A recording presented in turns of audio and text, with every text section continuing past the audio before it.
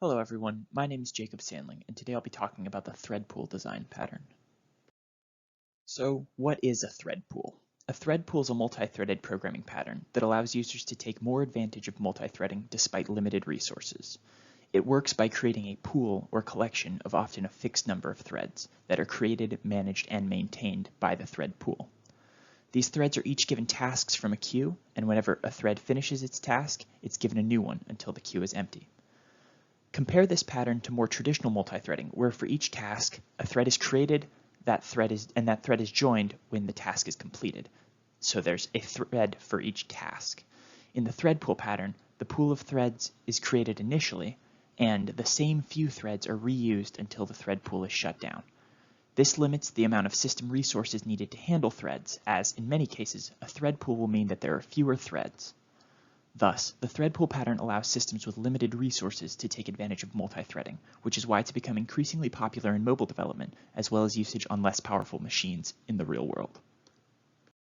A thread pool consists of three main components: a queue of tasks for the pool to handle, a series of threads for the pool to manage, and the pool itself. Once the thread pool is created, the threads sit idly until a task appears in the queue. Once a task arrives at the pool, it will be given to one of the threads by the pool, and that thread will begin running. If all the threads are currently running a task, a backup will start to occur in the queue. Once one of the threads finishes its task, it pulls a new one from the queue and begins running that task. This process will repeat until the queue is empty and all of the threads idle, or the pool is shut down. Next, we'll look at a class diagram for a generic implementation of a thread pool. This relatively simple diagram shows the basic structure. As we can see, the thread pool is composed of a number of worker threads and interacts with a work queue that the worker threads also interact with. These are the threads in queue we discussed previously. The thread pool object is the only piece that the user, or client, on the left, interacts with in this implementation, either using the submit method to add new tasks to the pool, or the shutdown method to stop the pool. The pool then uses the methods of the work queue and worker thread to control these components internally. Now, to help visualize the process of a thread pool, I've put together an animated model. First, when our thread pool is created, it's populated with a number of threads, which currently sit idle. Next, when the client submits tasks, the thread pool is given access to this queue of tasks. Once the tasks are available to the pool begins assigning tasks to idle threads, and the threads begin running their tasks. When a task is removed from the queue then adjusts. This process then continues.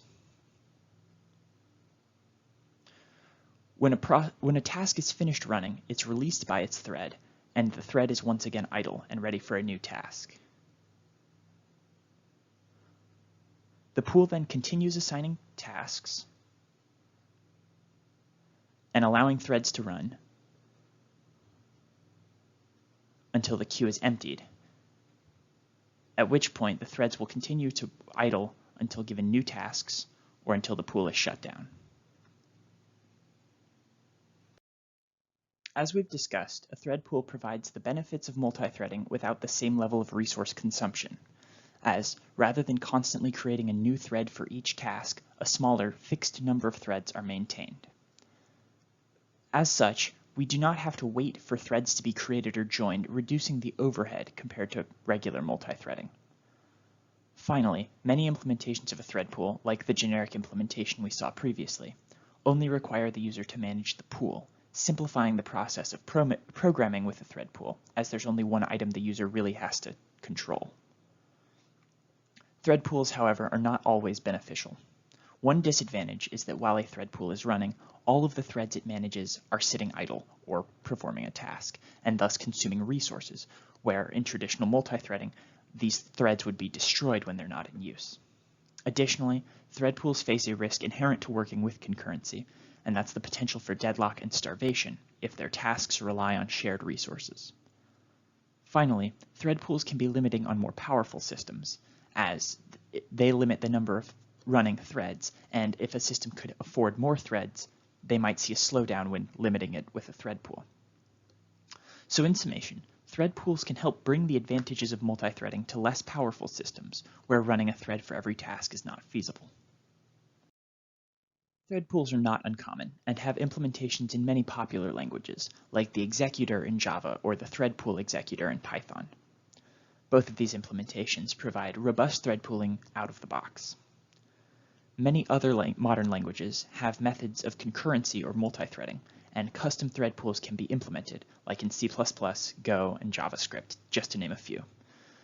Additionally, custom implementations of thread pools could be designed in any of these languages to fit more specific needs. In order to successfully implement a thread pool, there are a few steps you should take.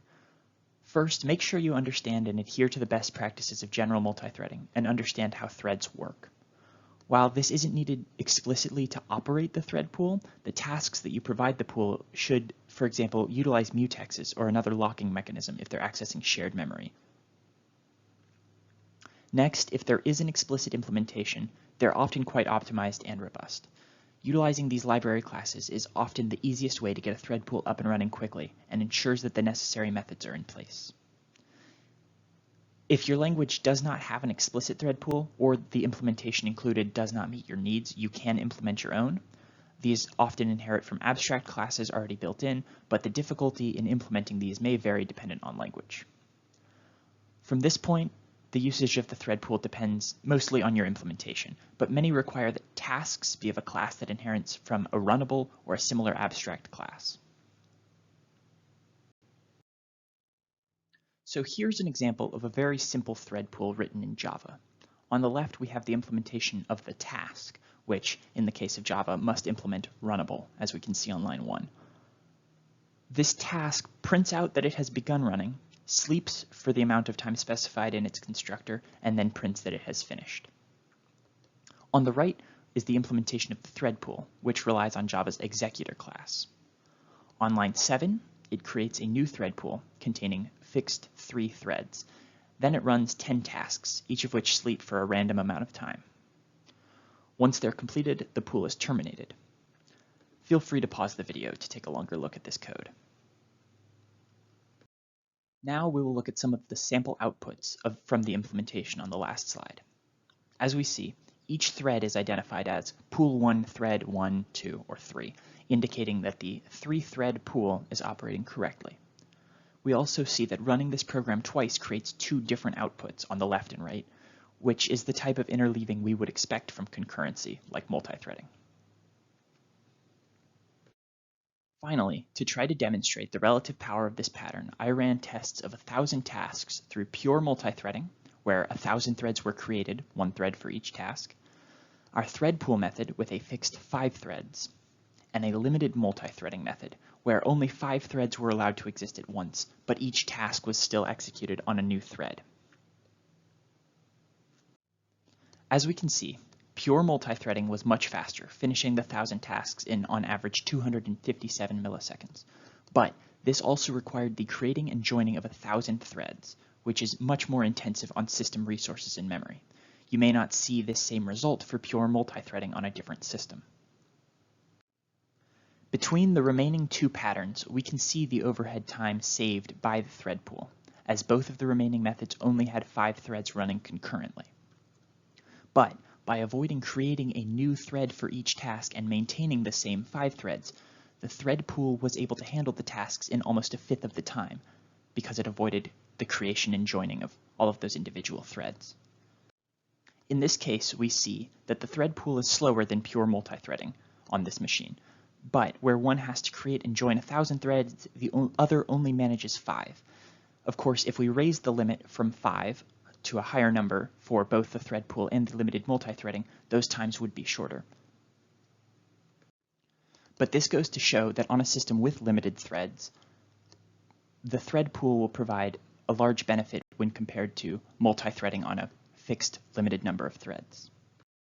And finally, these are the sources I used in researching and creating this PowerPoint, which I hope help you. Thanks for watching.